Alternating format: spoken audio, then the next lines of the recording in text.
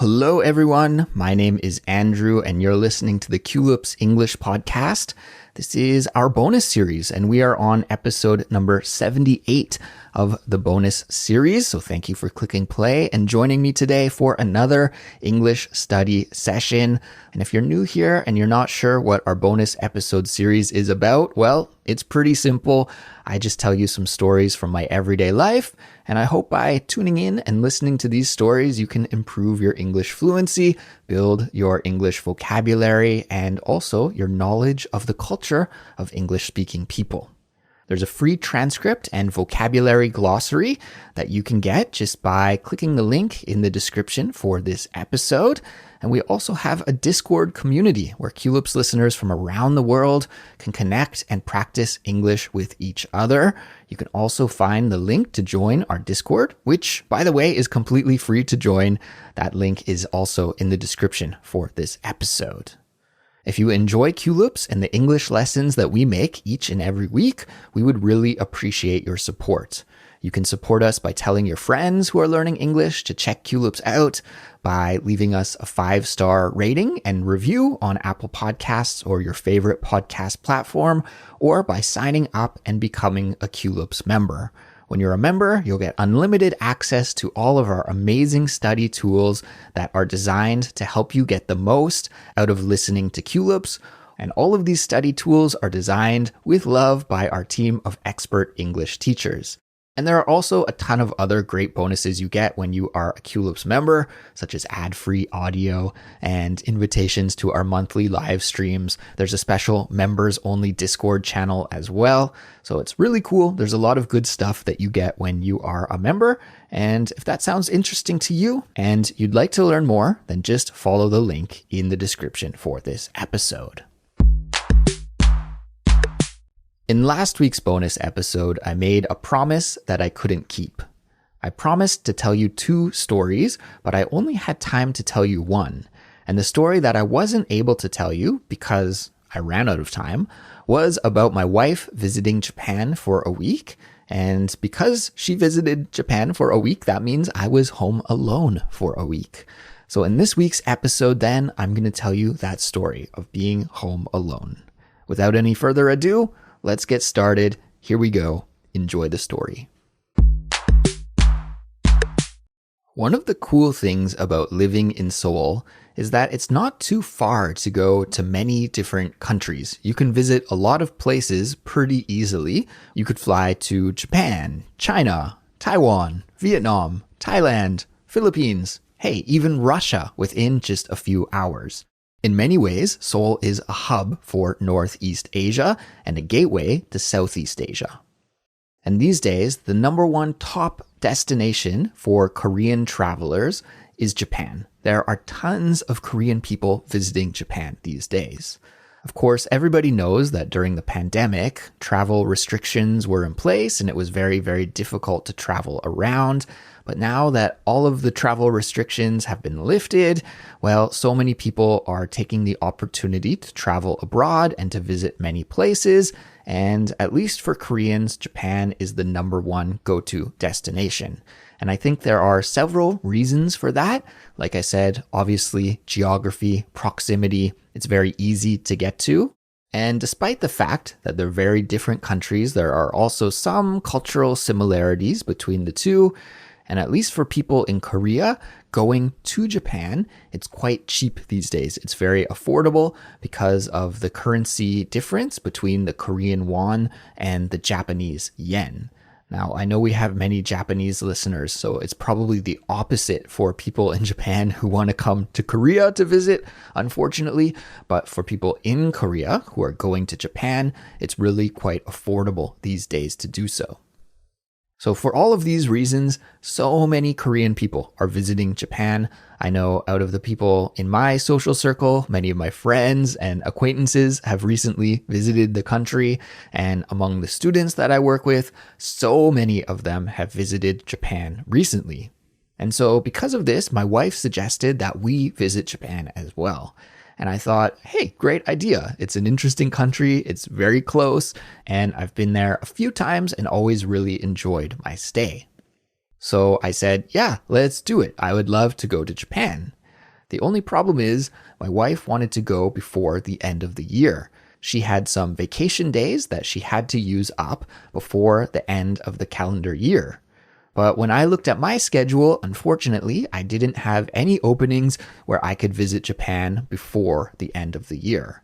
I mean, I guess I could go on the weekend for a very, very quick trip, but prices for flights are more expensive on the weekend, hotels are more expensive on the weekend, and it's also pretty draining, even though the flight is only a couple of hours long, to go to the airport, take a flight, and then you arrive at an airport and go through security, pick up your bag, take the bus to the hotel, and then sightsee and do activities all day, and then do the same thing coming back.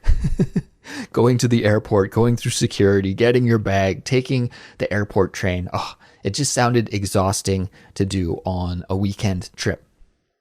So because of this, I told my wife, you know what, I don't think I can go until next year at the earliest. But she said, well, if I don't go, then my vacation days are a waste. So I suggested that she just go by herself and enjoy a solo trip to Japan.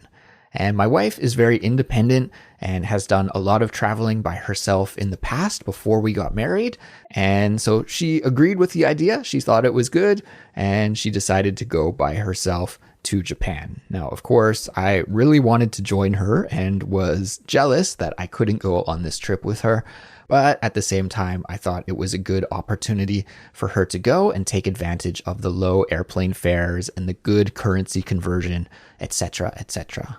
So she bought her tickets, she planned her trip, and a couple of weeks ago, she went to Japan. Now, I won't tell you exactly what she got up to in Japan because that's not my story to tell. That's her story to tell.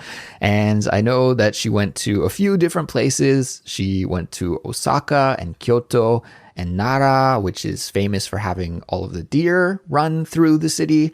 It's really a pretty cool place. I visited there myself. And if you don't know about Nara, then you should Google it and check it out because the little mini deer that run throughout the city are really cute and it's quite the sight to see. But while she was doing all of the sightseeing and traveling in those places, I was here alone in Seoul to hold down the fort and take care of the house. So all in all, she was gone for 6 days. And like I said, during those 6 days, I was working. But since getting married, this is the first time that we've been away from each other. And many people asked me while she was gone, like, Andrew, are you okay? Can you survive without your wife? And I said, yeah, no problem. Like during the time she was away, it was quite funny because I think my mother-in-law called me every day just to check in and see how I was doing. I guess she thought that I really depend on my wife for, cooking and cleaning and just surviving in general. Maybe my mother-in-law thinks that I don't have any survival skills on my own. But it was kind of her to call and check in. But of course, I lived by myself for many, many years before meeting my wife, and I enjoy cooking, so I had no problems at all living alone. And I love my wife. She's my best friend, and we always enjoy our time together. But that being said, it's always nice to have a little free time and a little independence. We have this expression in English as well. Absence makes the heart grow fonder. And when you're away from each other, then you miss each other. And when you reconnect and are reunited again, then it's almost like you fall in love all over again. So although while she was gone, I missed her, I did enjoy my time home alone as well. And you may be wondering what I got up to, but to be honest, I didn't really get up to anything too interesting. I had to work every day while she was gone, and the one weekend day that I did have was when I went to my friend's wedding that I told you about in a recent Culips bonus episode. So to be honest, my day-to-day didn't really change that much, but when you're by yourself, you can live the way that you like. I could play any music that I like and I could pump up the volume a little bit and I wouldn't have to worry about bothering my wife who is maybe working or, wanting to watch TV or something like that. And I could eat whatever I wanted to eat. I didn't have to consult with my wife about what our dinner plan was going to be and find something that would make her happy. I could just eat whatever I wanted. So the first few days of that were really fun and just a nice change of pace. But soon enough, the novelty wore off and I started missing my wife and wanted her to come back soon. Now, before she left, I gave my wife a mission. I asked her to visit some record stores in Osaka that I'm familiar with to pick up a couple of vinyl records for me that are really hard to find here in Korea and to bring them back for me. As many listeners know, I'm a huge music fan, and these days I'm really enjoying listening to vinyl records, and I especially love many Japanese artists. So I gave my wife a shopping list, and I said, hey, if you have time, can you stop at these record stores? And I found a few that were really close to her hotel, and I said, can you pick up one or two of these LPs and bring them back for me? And she said, okay, sure, if I have time. And now, of course, I didn't know what was in stock exactly at these, used record stores. So I wrote her a list of like 10 or 12 different records. And I said, if you get a chance, just bring me back one or two and I'll give you some money for them. Well, when my wife finally did come back, she said, oh, Andrew, you're going to have to come and meet me at the train station where the airport train lets off because my bags are really heavy. And so I thought, okay, she did a ton of shopping, and that's why her bags are heavy. But of course, I didn't think that she would have bought every record that I asked for, but my lovely wife, that's exactly what she did. I had this huge shopping list of records that I wanted her to buy, and I thought that she would only get like one or two of them, but she came back with her suitcase absolutely jam-packed full of records for me. And as you might imagine, those are really heavy and a little bit awkward to carry. So I was so thankful. It was almost like Christmas Day while I was going through all the records that she brought me back here. And maybe I'll have to take a picture of them sometime soon and post it on our Instagram and our Discord for you all to see the big haul that I got. But it was amazing. I felt like Christmas came early for me this year, having all of these wonderful new records to listen to. And on top of that, she brought back a lot of delicious snacks and candy. And we've been enjoying some of these Japanese jelly candies that look like fruit. Like there's one that's like a grape jelly that looks like a grape and tastes like a grape. And I was joking with her like, we should just eat grapes instead of eating these candies. But they're pretty cool and pretty delicious. And she even brought me back also a bottle of Japanese whiskey, fancy bottle of whiskey from Japan. So I'm going to save that for a special occasion, I suppose. But I felt like such a lucky guy to have all of these presents given to me by my wife when she came back from her trip. And so now that my wife's home, we've just been hanging out together, and it's been wonderful to listen to her stories and to look at her pictures and at the same time listen to the new records that she brought. But it made me jealous, and I would like to visit Japan as soon as I get an opportunity to. And I'm curious for our Japanese listeners, if you guys notice a huge uptick in tourists visiting your country, because my wife said that there were just so many foreign tourists everywhere. And I even read on the news these days that there are so many tourists visiting Mount Fuji that it's almost impossible to hike the mountain because there are just too many visitors.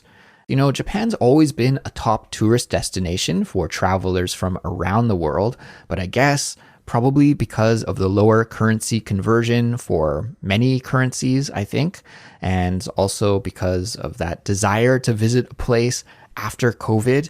Like, I could imagine, maybe you're from Europe or something, and visiting Japan is a very kind of bucket list trip for you. It's like something that you can't do very easily because it's so far away, but it's a place that many people are interested in visiting. And then if you didn't do it before COVID and then COVID hit, you'd be like, as soon as COVID's finished, I have to bite the bullet. I have to go and do this once in a lifetime trip that I want to do because I think we all learned during COVID that we can't take things for granted, or we shouldn't take things for granted, because as the old saying goes, you don't know what you got till it's gone, right? We didn't know how nice it was to have the freedom to travel anytime, anywhere, whenever we wanted, until that freedom was gone and we couldn't do that. So I think probably so many people were like, I want to go to Japan, and then COVID hit and you couldn't go. So during that time, many people were like, as soon as COVID's finished, I'm going. That's it. I'm going to take that trip that I've always dreamed of doing. And so I think there's a little bit of that going on as well. And the end result is, like my wife said, there were just so many foreign tourists in Japan that it was really surprising to her. But I would be interested to hear from our Japanese listeners as well if you guys notice a huge uptick in the amount of tourists in your country this year. Anyways, listening to my wife's stories really made me jealous and put a little of that travel bug into me as well. So I think as soon as I get some free time and an opportunity to visit, then I definitely want to do that. And going alone would be great, don't get me wrong, but I think I'd much rather go with my wife than leave her home alone. So that's it. That's all for this week's episode, everyone. Thank you for listening, and congratulations on completing another English study session with me today. And while you were listening to this episode, you may have heard some expressions or vocabulary that you don't know. I've prepared a glossary for you to check out some of those expressions that I think are important for you to know, and you can find the glossary just by clicking the link to the transcript in the description for this episode. And if you're a Culips member, well, guys, I'm going to make a comprehension quiz for you, and I'll put the link to that comprehension quiz in the members only channel on our Discord. So I'm going to go now, but I hope you have a great week ahead. Take care. Happy English studies as always, and I'll catch you next time. Bye-bye.